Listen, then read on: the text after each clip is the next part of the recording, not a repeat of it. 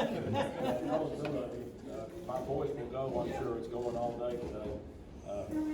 I've been tested, I'm negative for COVID. I do have a sinus infection, so just in case that you are wondering, I've told some of you before. But thank you for having me, I appreciate it, thank you. I'm gonna be real brief about what the Sheriff's Office does. I think most everybody else in here knows what we do. But outside of our law enforcement side, statutorily, the sheriff is responsible for our corrections division, our jails, and also serving warrants.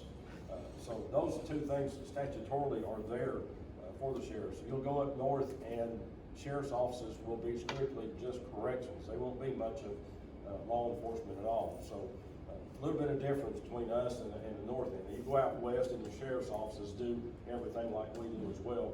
And I think, I don't know how many years, it's been 15 years or so whenever the law changed, and they changed it in the law as far as what the sheriff does, the responsibilities of the sheriff, because it never mentioned anything in there about law enforcement patrolling the streets. And so that was added anywhere from 10 to 15 years ago, it seems like. It may have been longer, I just don't remember right offhand. But that was one of the things that got changed for law enforcement here in the state of Tennessee. It is an honor to have been the sheriff for the past 4 years, going on 4 years, and it's going to be even more of an honor for me to continue on. This campaign, I'm glad that it's over, and I'm going to be out helping all of you all as much as I can as well to make sure that we do get our Republicans back in office and make sure that we continue to have what we need to be having, conservatives that we need to have within the positions that you all are running for, and I greatly appreciate it. And I appreciate you even taking the step to even run for office. Those of you that have run and have previously held the office and currently held the office, you know how tough it is. And it takes a toll on you. So I appreciate what you do in stepping up there. One of the things that I wanted to talk about was, I guess, and it's on everybody's mind right now, school security and what's going on in Texas and what have you. I am not going to stand up here and second guess what went on in Texas school. I won't do that. I've had the media ask me several times about it, and I'm not going to be the Monday morning quarterback because we still don't know everything that's going on out there. If they find out something was wrong, I'm sure they'll fix it. If they find out somebody did something intentionally, I'm sure they'll deal with it. But what we have to understand here locally is we need to make sure that we keep our schools safe as best we can. And it's just like anything else in law enforcement, anything else that you all do. If you're involved in a crash, it's not your fault. What did you have to do? And I guess where I'm going at, the individual that caused the crash made an action. And you had to have a what? A reaction. Your reaction is slower than that individual's action. So those are the things you've got to understand, that when you have a school shooting, a mass shooting like that, that individual or individuals, if they want to get in there to do that, they're going to get in there to a certain point. We have our policy, we have what we do as far as the sheriff's office with our officers that are in those schools. I'll say this, when we first went into office, I made the comment while I was running too, and I said we wanted to put an officer in every school. And that started out happening. We started getting people. Then guess what hit? COVID. Everything else stopped. And everything stopped. Law enforcement took the attack from the George Floyd incident as well. And so it's made it even more difficult. We have no less officers in our schools than what we had when I first came into office. So it's still not enough, but we're going to make sure that we work on our recruiting and our retention. But that right there is one of the biggest things that I get inundated now with, not only media, but parents that are calling wanting to know what we're doing different. And as I tell them, I'm not going to tell you about the tactics part of it. I don't want another person out there that's either crazy or whatever they may be to have some sort of idea of where the officers might be within the school or outside the school or anything like that. We just want them to know that we're going to do our very best to make sure that we secure it, not only with our officers and KPD officers, but also with the school safety or security officers, the SSO within the school system. It's always been across the state, across Knoxville, Knox County. Everybody thought that the school security officers were our people, and they work for the sheriff's office. They do not, never have. And I think that's been a a misnomer, and it's not anything against them, they're just not under the sheriff's office. And I heard the new superintendent talking about their training. Believe it or not, we, with the sheriff's office, do some of their training for them in their academy and have for the past several years. So they're getting the training that they need to be able to do what they are. But understand this, and again, it's not a knock against them. They are not a post-certified officer. They are not a full-time law enforcement officer. You have to go through the post commission, and your category. The academy has that. I am on the post commission. I've been on the post commission since right after I was elected back in 18.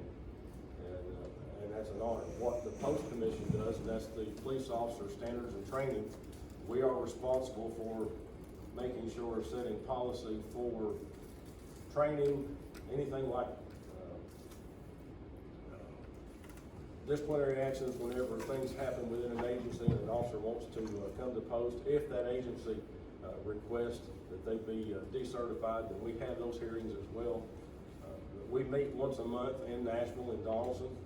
And like I said, I've been on that ever since I was elected last time.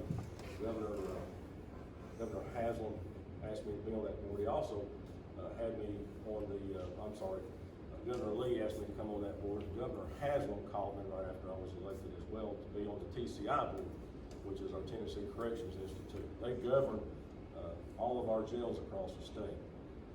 So you're talking about anywhere, I think 18,000 was the last count, if I remember correctly, 18,000 officers across the state of Tennessee. That doesn't include our corrections people. So, we've got a lot going on here lately, and I think with what COVID has happened and with the George Floyd incident, I think we're starting to see a little bit of an uptick. We're going to make sure that our recruiting and our retention, we're trying to maintain what we have. And here's one of the things that I think is very important, not only for us to be able to retain the people that we have. If we don't pay the people that are in our working in our agency now, we're not going to be able to keep those. So I've got to make sure not only are we going out here making the salary worth of people wanting to be hired, but also making sure we take care of those individuals who are currently in office or in the agency now. So we got to make sure that we take care of them. I started out asking for a 15% increase for our officers and making it a tier step from captains and on down. And so it didn't turn out to be where exactly I wanted. From what I'm being told, some of the things that are going to happen within this budget for us should happen. So we'll see. I'll hold our feet to the fire as we go, and we'll just have to see. But our recruiting is that we're going to not only other agencies that are struggling. When I say struggling, that you read about that they are having people who are leaving. We're going into those communities. We're also going to Fort Campbell. And when they have an exit with their officers that either retire or that are getting out, then we're at those meetings as well. Or I don't know if you want to call it a meeting, but we're out there trying to recruit them as well. One of the things that really has bothered me that I've heard the media say, and this has been more of the, not local media, cable news, I guess you would say. And I hear them saying, well, why don't we just get retired officers and or retired military people to come in and work in our schools for officers? Two things. One is they retired for a reason. Number two, are they going to come out of retirement to go in a position that could cost them their life right now and get paid what they're getting paid? I don't think so. I have yet to hear of any agency.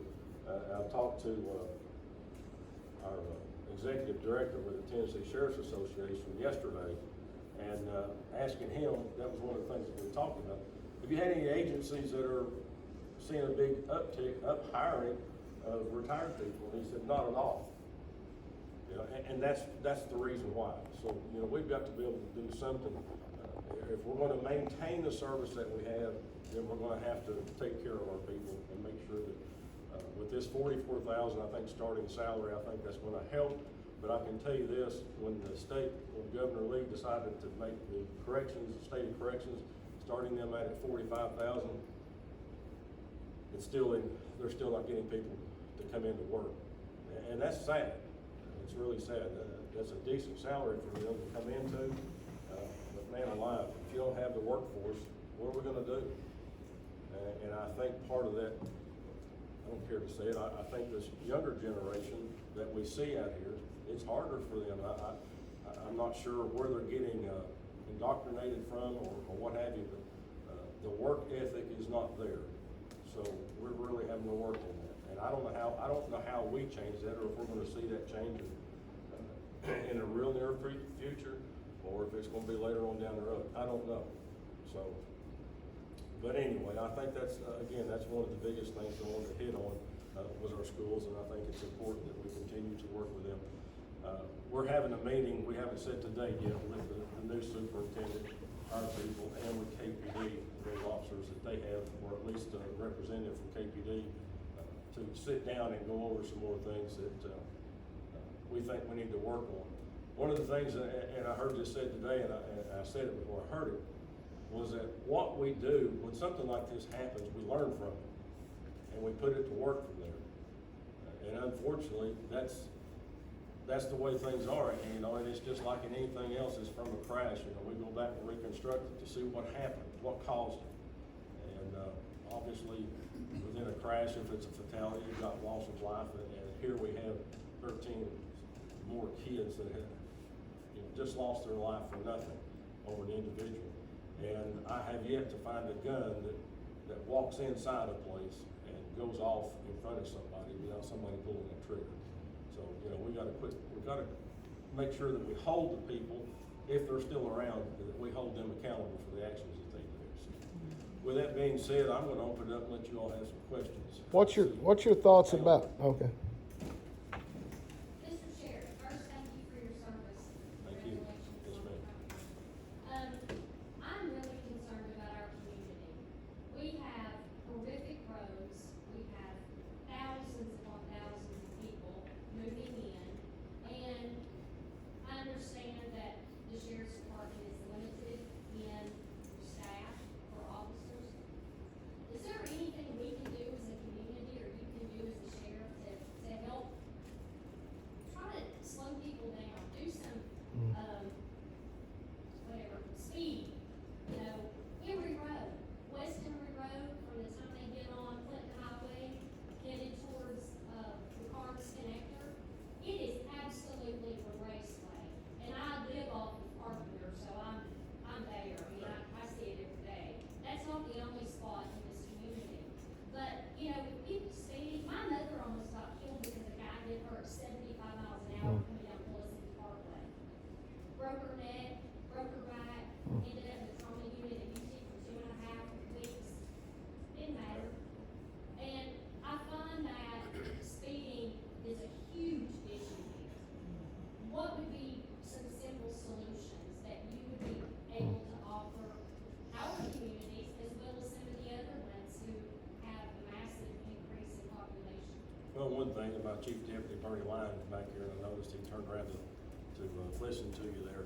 All you gotta do, and remember this number, 971-3901, you can call up there anytime or pass that along and ask them that you'd like to have a radar request. We don't go out and just run radar just to be running radar.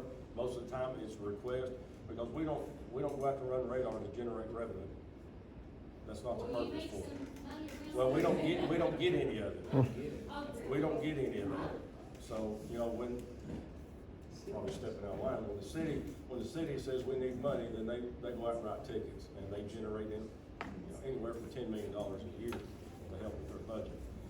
But no, we will do it on radar requests. We certainly will do it. And then obviously when we have areas that have a lot of traffic and we've gotten a lot of complaints, we hit those as well. And our traffic unit goes out and runs radar. And but yeah, feel free to call in at any time with that. Can you repeat that number, please? 971-3901.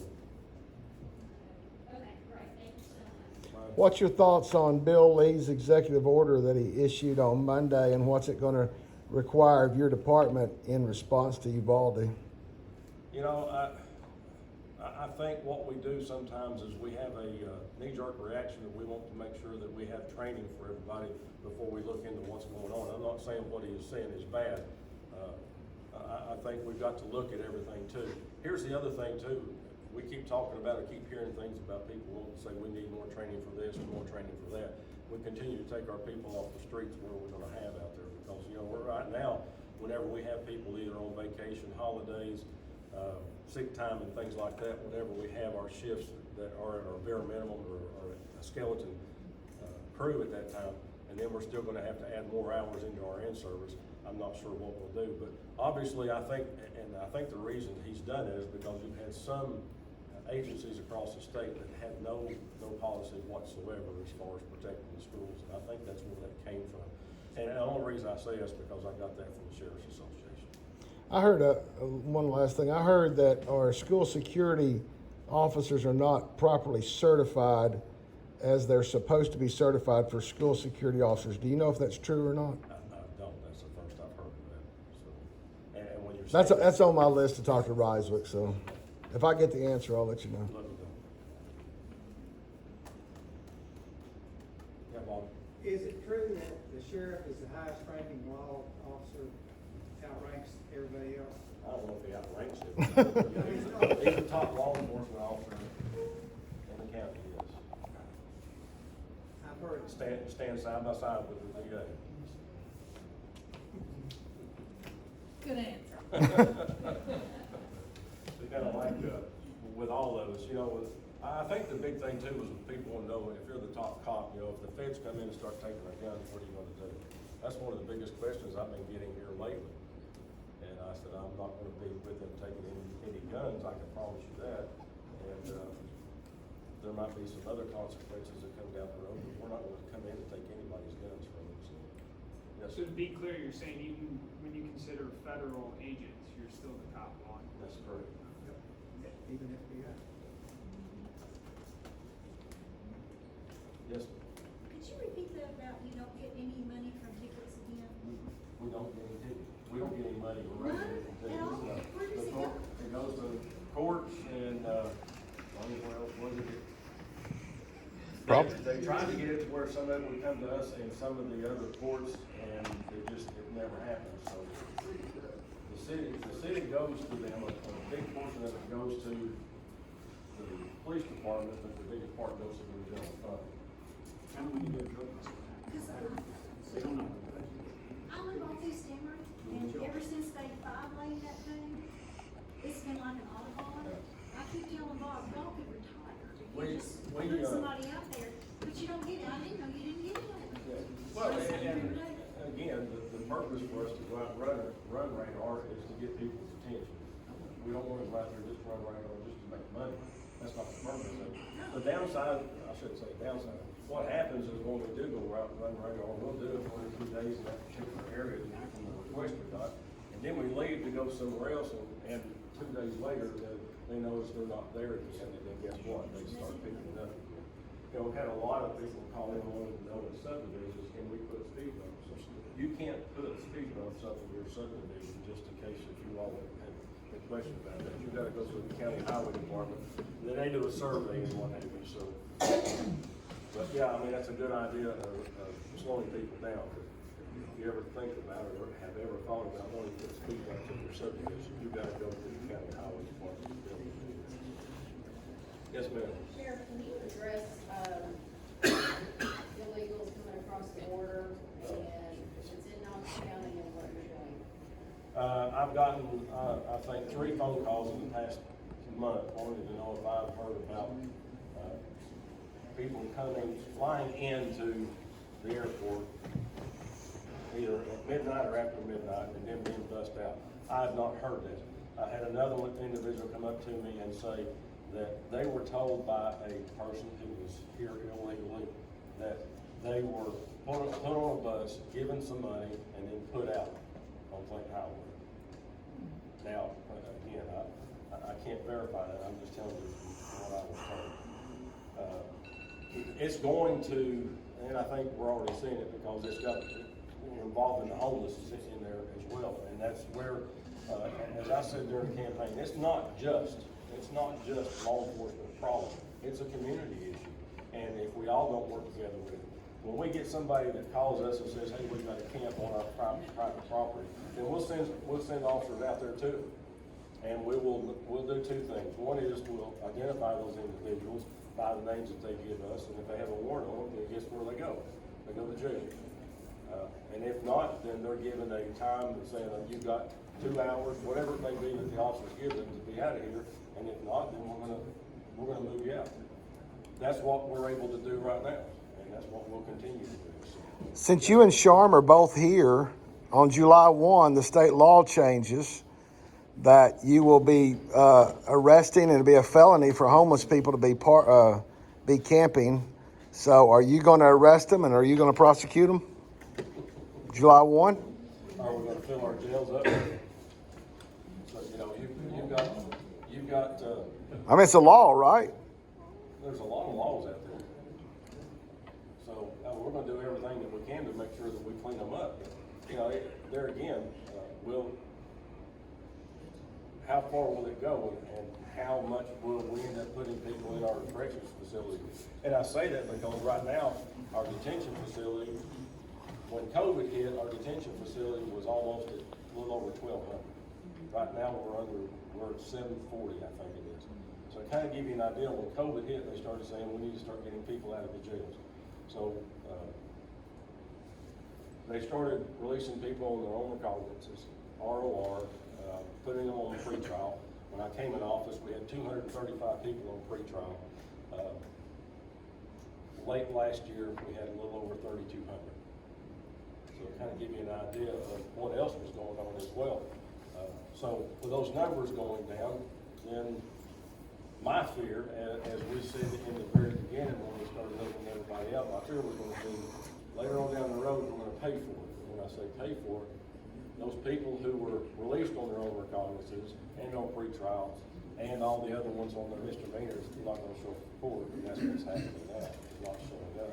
And now they have to issue new warrants for those individuals and let them out and put them in our jail. So we were down a total, I think our total was down to 800 during COVID in our 3 facilities.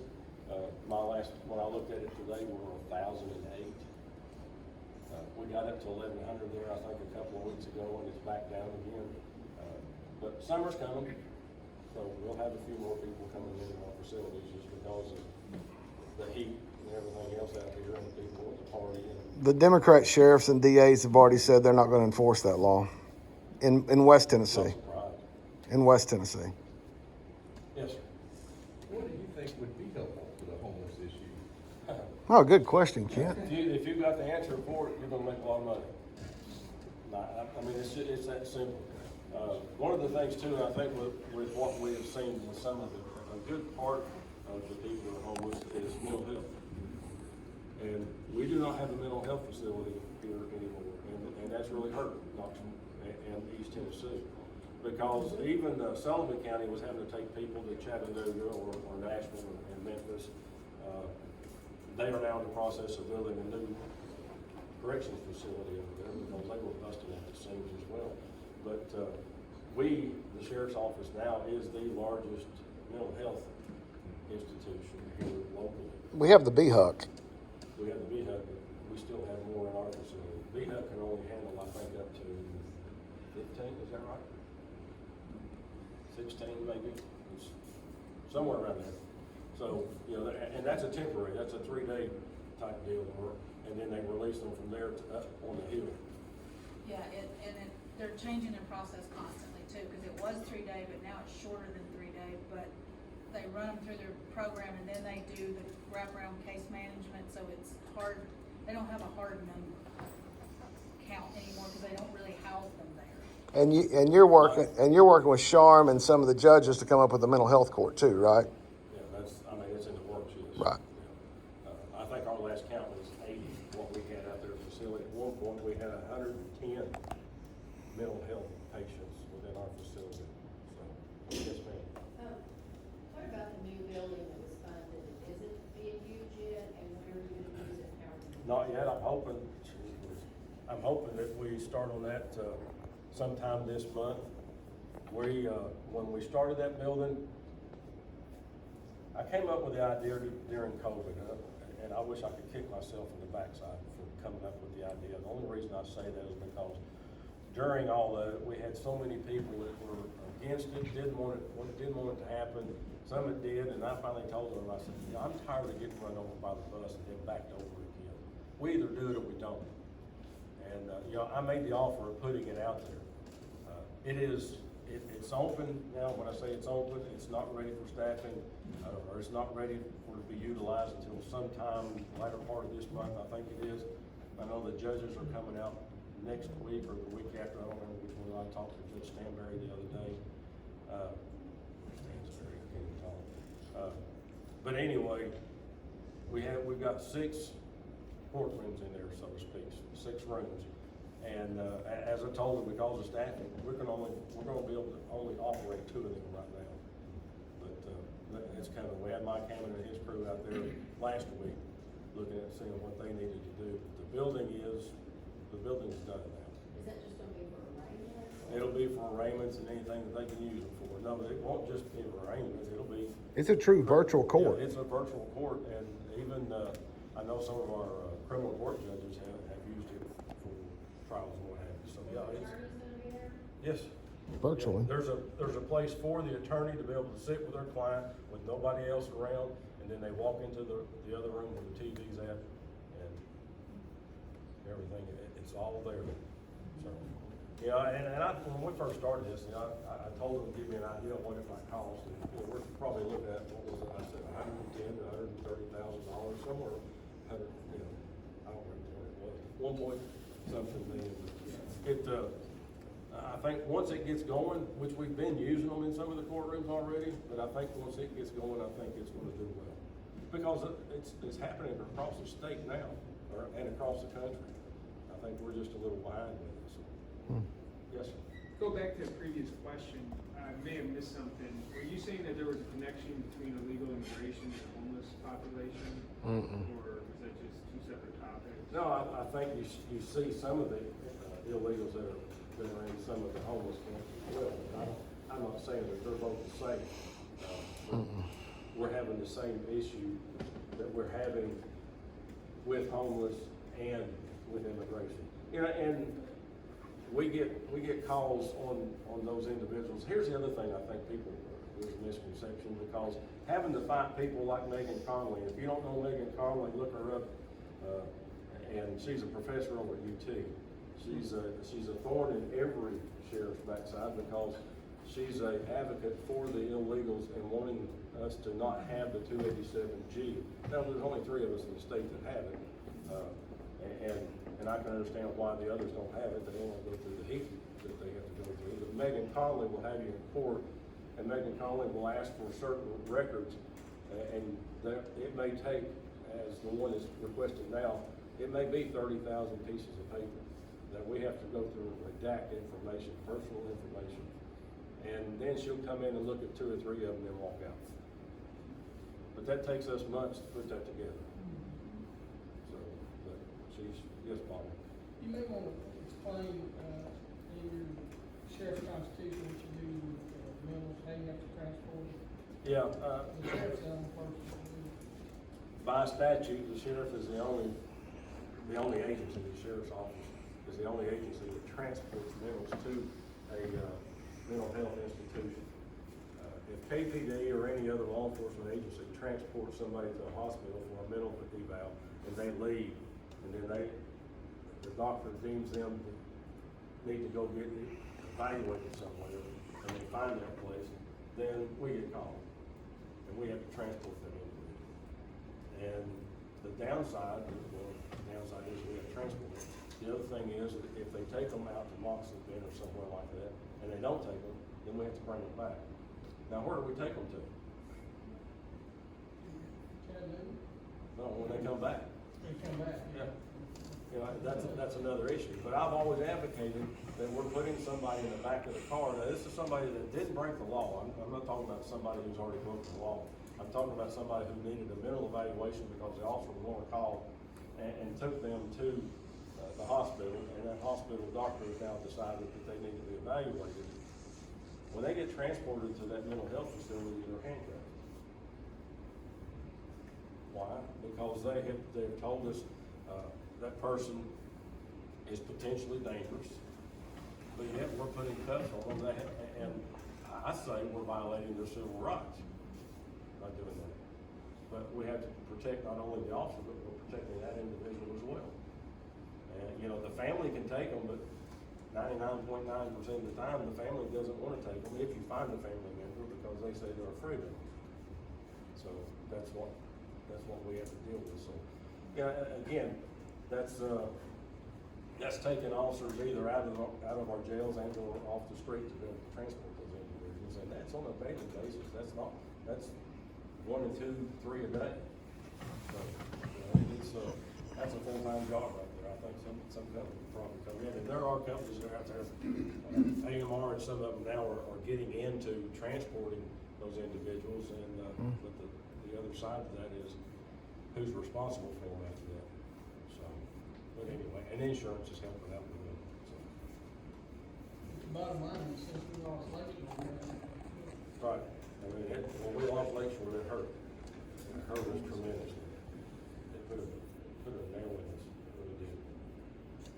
I'd like to see another facility come back, who wants it in their backyard? That's gonna be the problem. They're gonna stand there and fight it, they don't want it in our backyards. And that was Governor Haslam, right? Yes. All right, well, I appreciate you all having me, thank you, and look forward to seeing you all again.